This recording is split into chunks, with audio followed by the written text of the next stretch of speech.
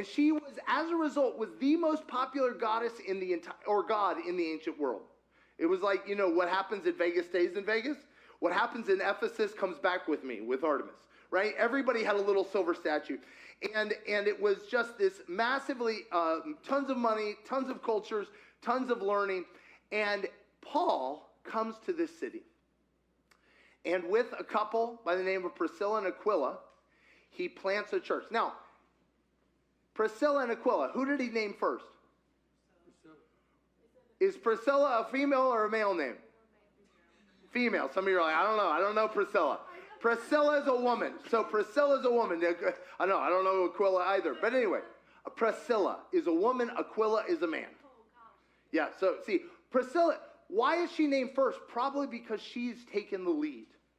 So I got to hear you in this. You guys heard the passage where it says women will be saved through childbirth? You know that thing?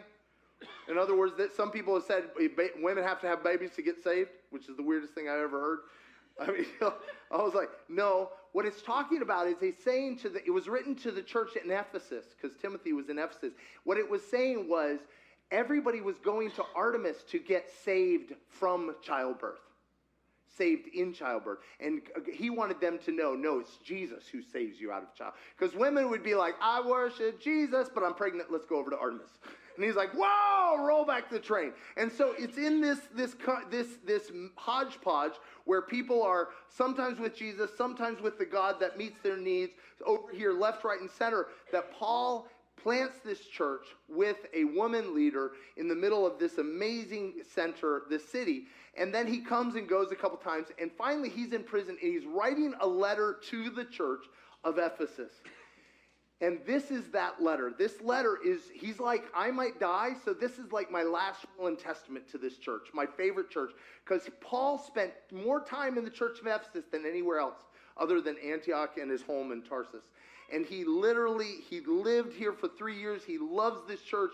Out of this church, a huge revival came. It said that all these people who'd done sorcery, they piled up a mountain of their witchcraft texts that was worth, I did the math, $7.2 million.